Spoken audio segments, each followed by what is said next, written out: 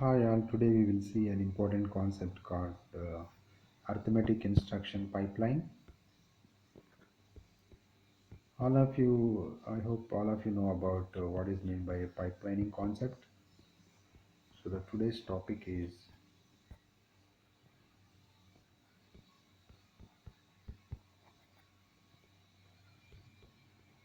arithmetic instruction pipeline. So before going to discuss about arithmetic instruction pipelining, let us try to understand what is meant by a pipeline. So as I said in my previous lecture, a pipeline means any task can be divided into a task can be divided into a stages, number of stages. Let's assume it is instruction fetch, and this is instruction decode, execute, and store. So here the task is instruction execution. So this task of instruction execution is divided into different stages. Then it is possible to implement pipelining. Not only that, see, in general, what happens, you can divide any task into different stages. This is stage 1, stage 2, stage 3, and stage 4. That alone not sufficient to implement a pipeline architecture. Another thing is that the output of there should be another condition that should criteria that should met if you want to implement pipelining. That is, the output of stage should go as an input for stage 2. Similarly, the output of stage 2 should go as an input for stage 3. So at every stage, what should happen?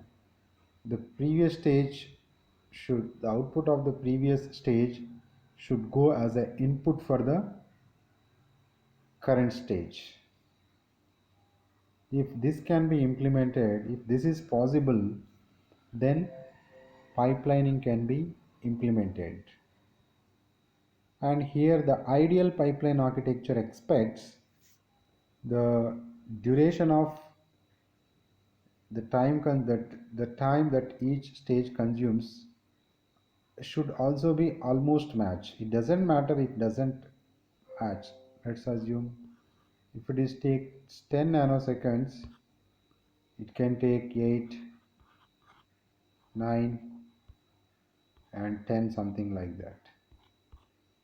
But it is not a necessary condition that all the stages should take same amount of time.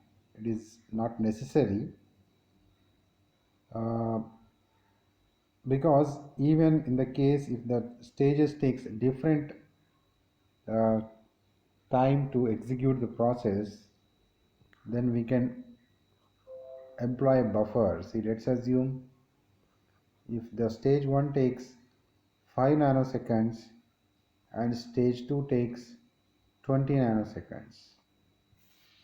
Then the moment stage 1 finishes its task within 5 minutes, whereas the stage 2 is still processing the previous instruction decode. So in that case, the output of the stage 1 can be placed in this buffer. So using buffer, if there is a huge difference between the time taken, the amount of time taken by each stage is different, then we can deploy, or we can use a buffer to compensate the speed mismatches. So here it is not necessary criteria that each stage should take same amount of time to process. It can have different time consuming. So, but the important criteria that it should meet any task If you want to implement a pipeline architecture at any stage, what is most necessary thing is the task should be able to divide, we should able to divide the task into different stages, and all the stages can be concurrently executed. That means there is no dependency. And the second condition is that the output of one stage should go as a input for another stage, next stage. If this is the condition, then yes, we can implement pipeline. So this is a brief introduction about pipeline architecture. Now we see an important point called arithmetic instruction pipeline. So what is mean by a arithmetic instruction pipeline? How it would be? Before that, we see some advantages of pipeline.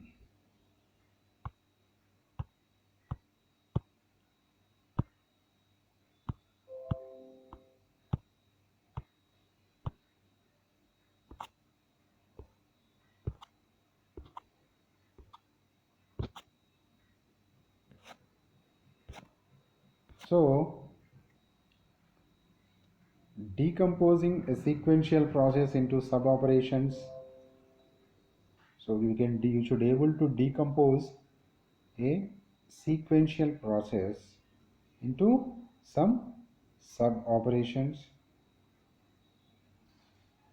Each sub process is executed in a specific dedicated segment concurrently. So I tell you, each sub process can be, or each sub process is executed in a specific dedicated segment concurrently. So this can be called as a stages or segments. Now a process, instruction execution is a process, and this can be divided into sub operations like instruction fetch, instruction decode, execute, and store. So these are the different sub processes. So instruction fetch, instruction decode, execution, and store. These are called sub processes. So when you divide this into some sub processes, each sub process can be executed in a separate segment or in a separate stage. Here I have S1,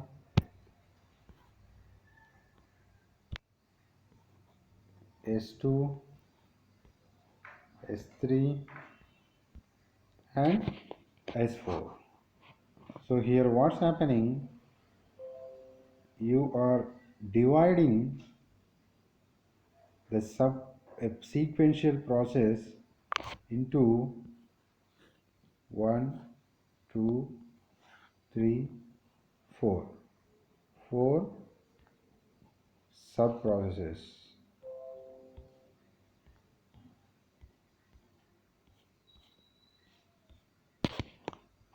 So each sequential process can be divided into 4 sub processes, and each sub process can be executed at specific segment, at specific segment. So instruction execution is divided into k segments or stages.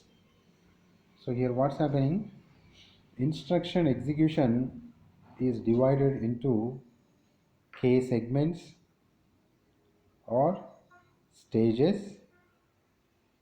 So I am dividing the instruction execution into k stages. 1, 2,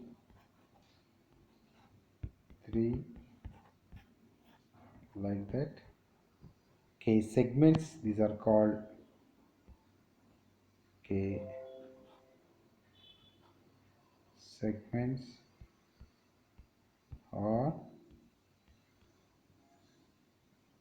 K stages. A segment can be divided into K stages or K stages. Now instruction exits pipe stage K minus 1 and proceeds into pipe stage K. That means if he is considers this as a one pipe, this as a second pipe, this as a third pipe, like that we have K stages. Now the instruction 1 comes here and the output of goes as a, this is instruction fetch, instruction decode, execute and store. So here what's happening, all instruction exits at pipe stage K minus 1, that is 1, and proceeds to stage K 2. All pipe stages take the some amount of time which is called one processor cycle. So all pipe stages takes some amount of time which is called one processor cycle. The amount of time taken by all pipe stages is called the total time. All pipe stages take some amount of time which is called one processor cycle. See here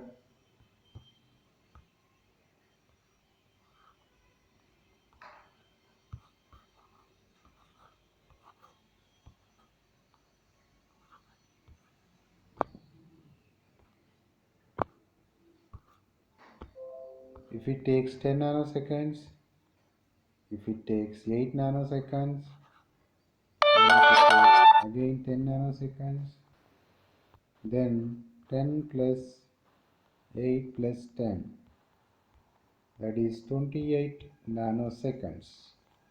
So this 28 nanoseconds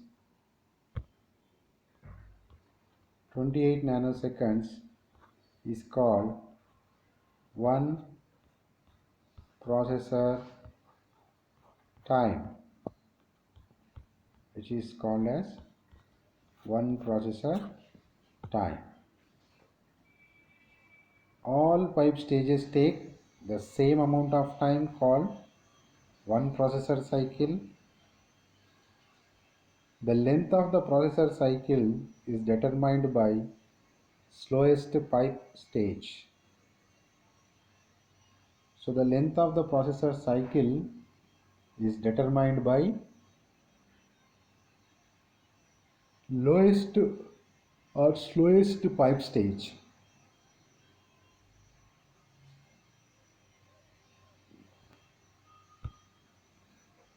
Suppose we want to perform the combined multiply and add operations with a stream of numbers. Suppose we want to perform the combined multiply and add operation. See here I have an equation.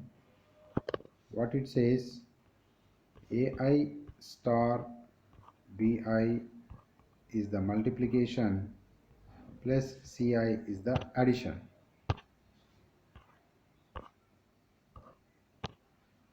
So AI star BI is the multiplication, and this is called addition. So we are performing,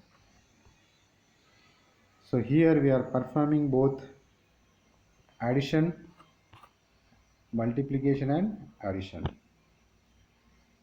Suppose we want to perform the combined multiply and add operations with a stream of numbers. For I is equals to 1 to 7,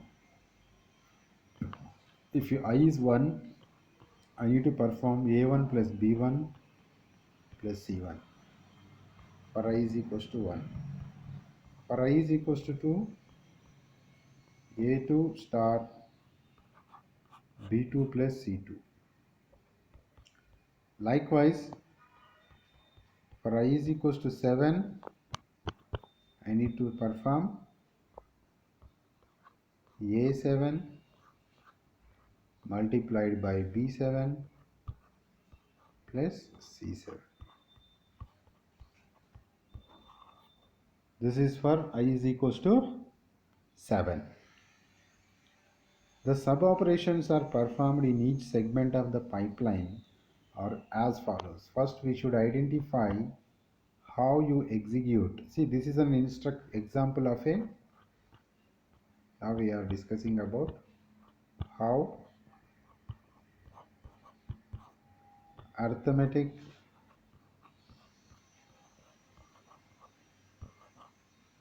instruction pipeline works.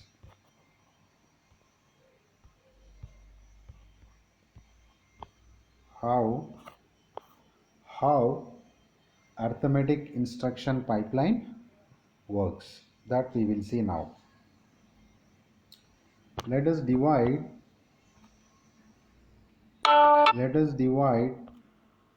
the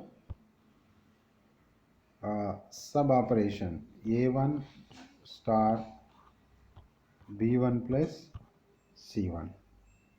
First you have to store this into some registers. So r1 you are storing a1 value, and r2 store b1 value, and r3 you perform r1 multiplied by r2, that is a1 multiplied by b1.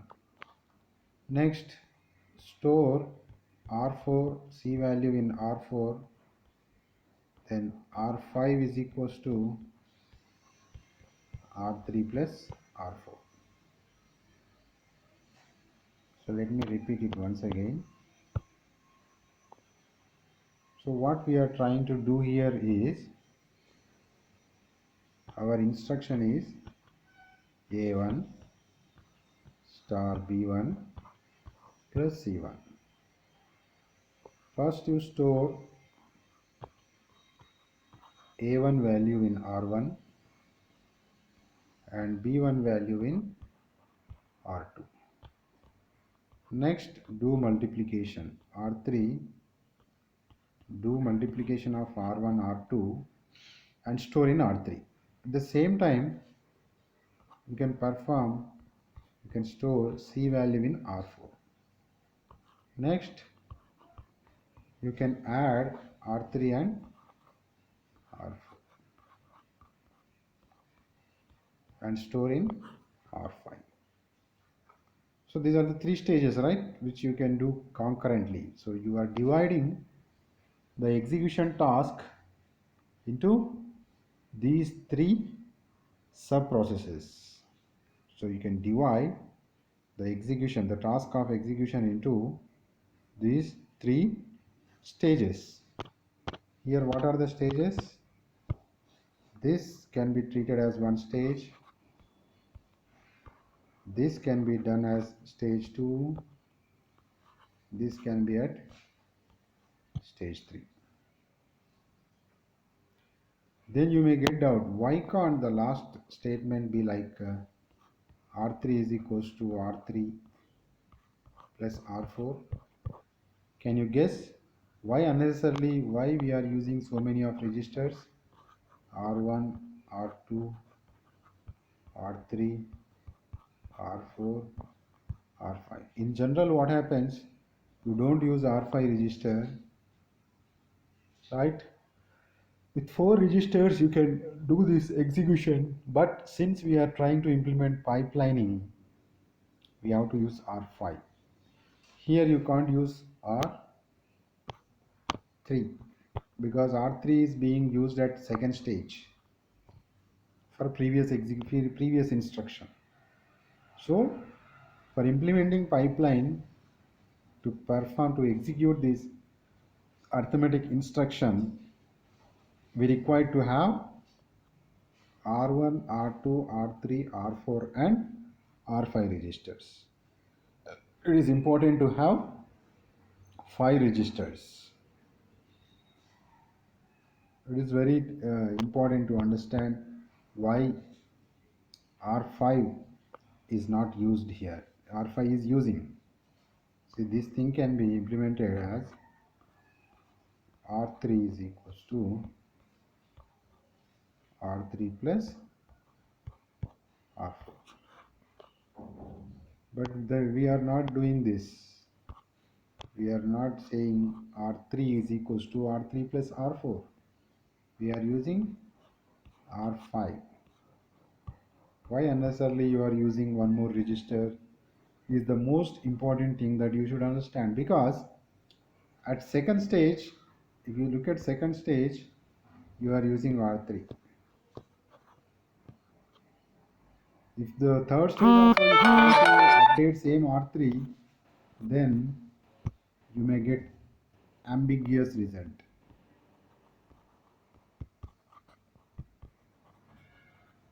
These results are called ambiguous results, and in a result, pipelining cannot be implemented. And if you want to implement pipelining, the stages should not try to access the same data. If you use R3 here, this is called one type of hazard, which is called data hazard, which leads to uncertainty in the data or ambiguous results. So it is not advisable. The best advice is that you have to use 5 registers to implement pipelining here.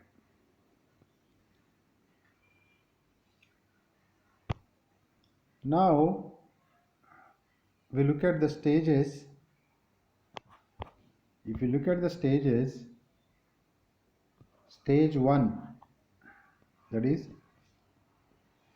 let me write the stage 1.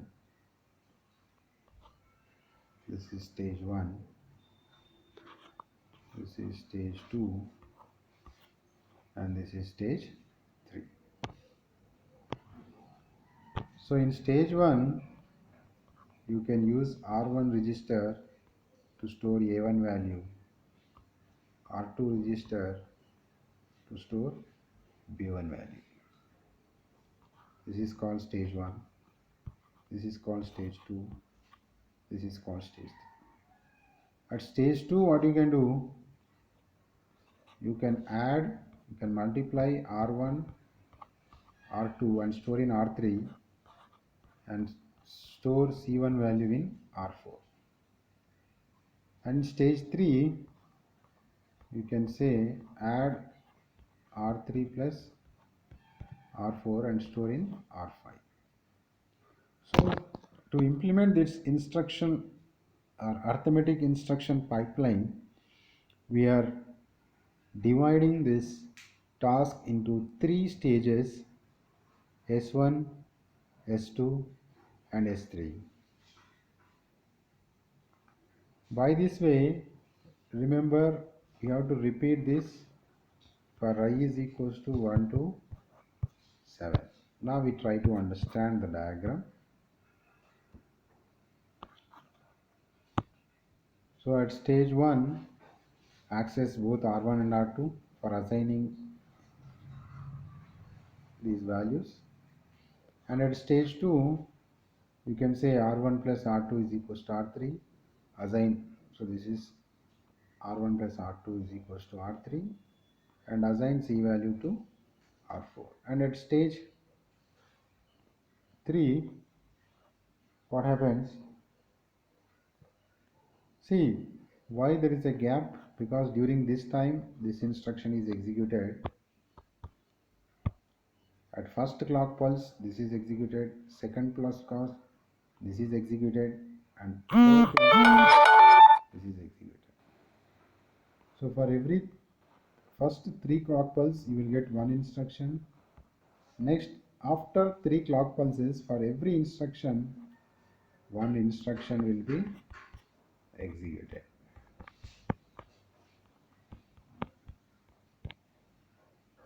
So like that we have let's assume 7 instructions, which takes 9 stages, 9 clock pulses, 9 by 7, around 1.33. If you take non-pipelining, it will take 3 clock pulses for executing each instruction. For all 7 it takes 21 clock pulses with non-pipeline. But with pipelining, what happened? This 21 is with this non-pipeline,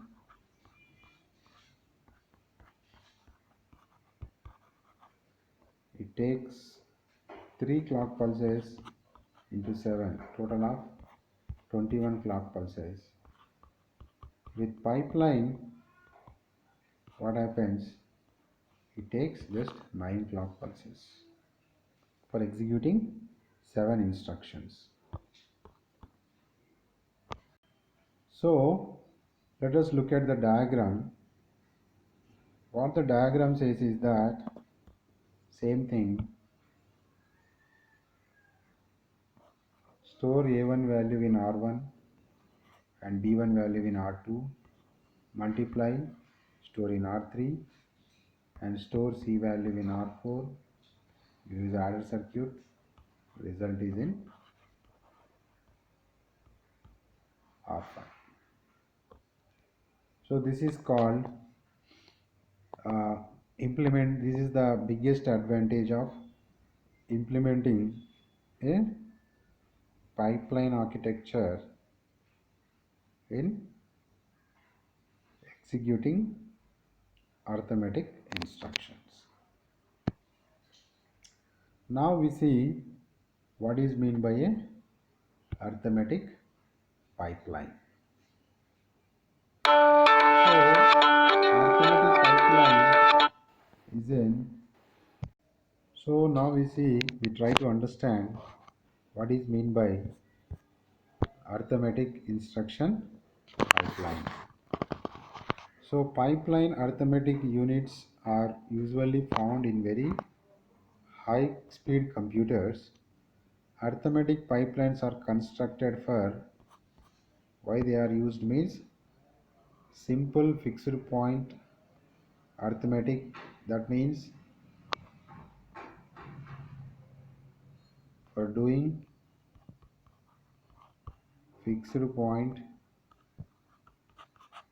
addition, subtraction, multiplication and division. For doing addition, subtraction, multiplication and division, fixed point and floating point arithmetic operations, even for using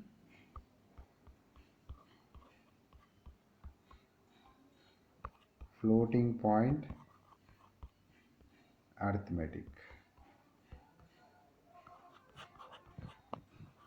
like addition, subtraction, multiplication and division, even for doing floating point and fixed point arithmetic operations.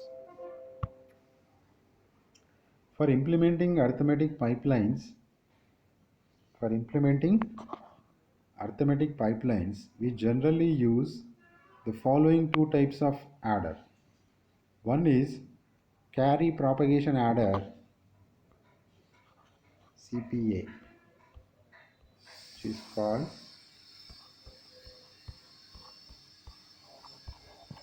carry propagation order,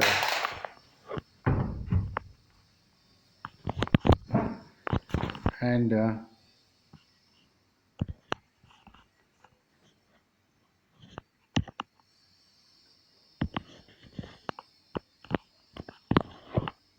we use carry propagation adder. Second thing, which is called carry propagation adder. We will see what is this carry propagation order means. It adds two numbers such that carries generated in successive digits are propagated. So it adds two numbers such that the carries generated in successive digits are propagated. Carry is propagated to next digit. That's what we generally do in decimal point arithmetic. Carry propagation order means 5 plus 9 is 14. Carry is propagated to next successive digit, that is for 7. 7, 6, 13 plus 1, 14. Carry is propagated to next successive digit. This is called, if a adder is basically a circuit. If the adder performs such type of carry propagation order, it is called carry. If the carry is generated and sent to successive digit, then it is called carry propagation order. Next, carry save order. It adds two numbers such that carries are generated or not propagated rather than saved in carry vector. So here we got a new word which is called. So you can easily understand carry propagation order. But what is this carry save adder? What happens, let's take the same example. 5, 9, 14. 4 is stored here. 1 is not propagated. 1 is stored in a vector. Now you should really know what is meant by a vector. Vector you already know, but you don't know that we call it as a vector. The example for vector is one-dimensional array is called a vector, like int a of 10. So we can access a of 0 to a of 9, which are stored in a consecutive memory locations. This is called one-dimensional array. It is an example of a vector. And two-dimensional vector,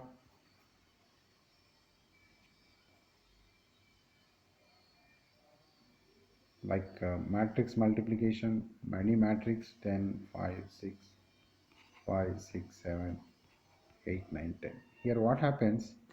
Each column is treated as one vector. If you have a matrix 5, 6, 7, 8, 9, 10, 1, 2, 3, you know that this is a matrix. It is a 3 by 3 matrix. Here each column is treated as one vector. So v1, v2, v3.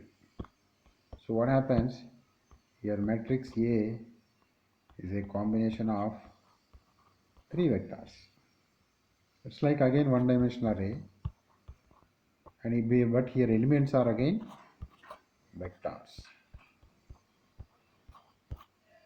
We'll discuss the next topic, vector processor, the next video. So what the point is that here carry saved order specialty is that here carry is generated and saved in vector. That is the most important thing. Next, fixed arithmetic. In arithmetic pipeline, we have a special type called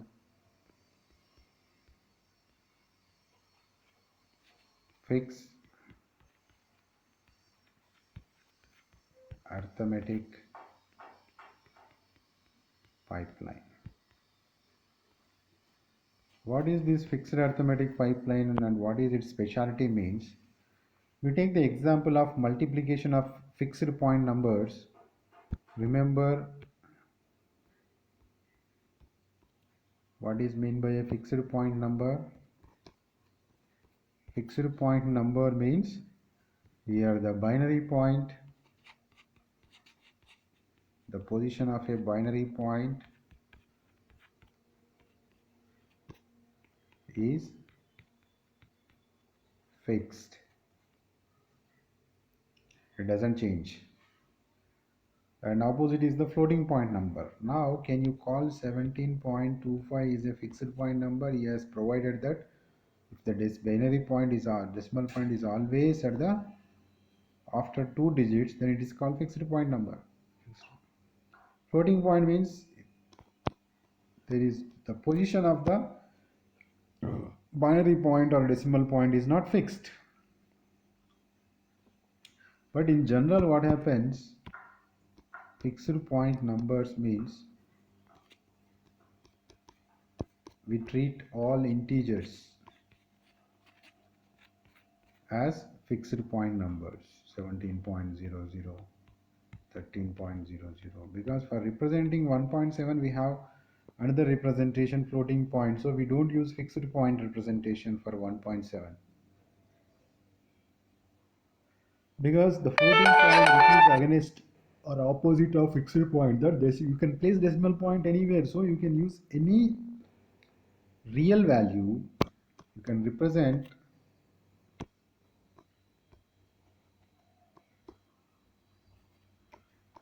any real value using floating point. So using fixed point, what happens, you can represent any integer using fixed point. So fixed point arithmetic means is just replace this word fixed with integer. Integer arithmetic pipeline.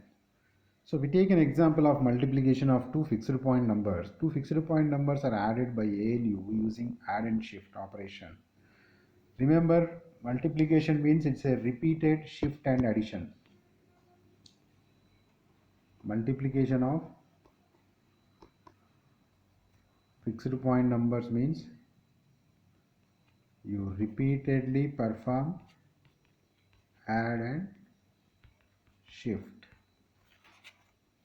So multiplication can be performed in terms of additions. This sequential execution makes the multiplication a slow process. Observe that this is the process of adding multiple copies of shifted multiplicand as shown below. See what you do, if this is my multiplier and this is my multiplicand 100, 101, you add, if it is a 1, you add this multiplicand to the result. So repeatedly you are doing adding multiplicand. If it is 0, just shift.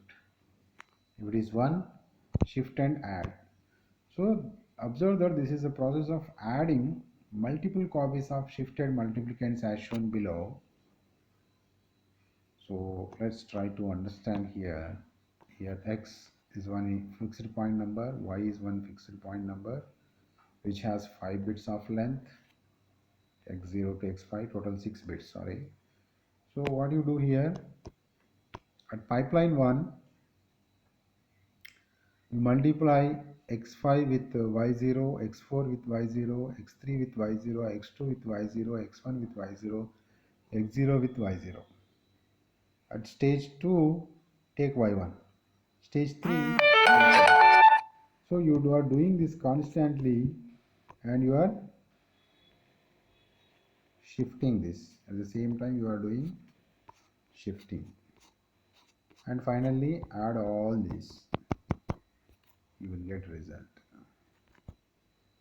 So the important thing is, can we implement pipeline concept here? Is the point. Can we implement pipeline? Yes, this is stage 1, this is stage 2, this is stage 3, this is stage 4, this is stage 5, this is stage 6. Okay, when stage 1 completes, you perform shift and give to stage 2. Stage 2 performs something and adds the output of stage 1. You can do like this. Yes, pipeline can be implemented here. Now identify the following strategy for the pipeline. The first stage generates partial product of the numbers which form 6 rows of the shifted multiplicands. In the second stage, 6 numbers are given to the 2 CSAs merging into 4 numbers. In the third stage, there is a single CSA merging the numbers into 3 numbers. In the fourth stage, there is a single number merging 3 numbers into 2 numbers. In the fifth stage, final stage, the last 2 numbers are added through carry propagation order to get the final product. So remember, at the final stage you are using CPA, and all the previous stages you are using CSA. What is the importance of CSA? When you add, carry is saved in a separate vector. So this is the circuit diagram of each stage. This is stage 1, this is stage 2, this is stage 3, this is stage 4, and this is stage 5. And each stage is performing task independently, and finally you will get result. Now let us see for floating point numbers. The inputs to the floating point numbers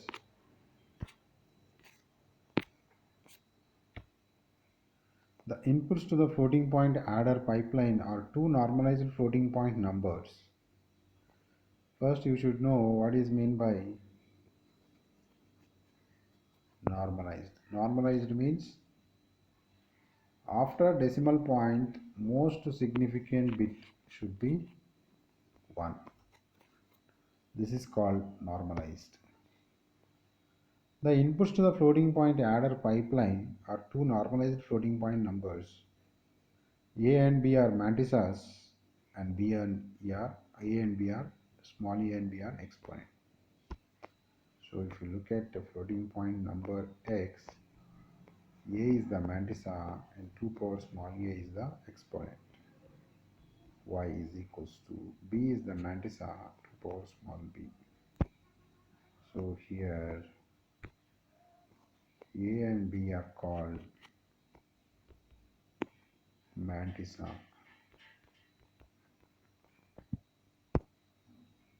and small a and small b are called exponent. So what is exponent says? Exponent says the position of a binary point, because in floating point numbers the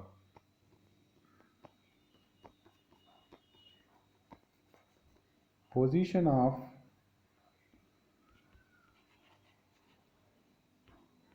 the binary point is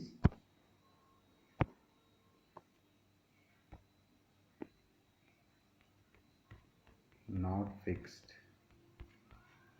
So the position, then how can you find out position of a binary point in floating point representation? Means by using exponent.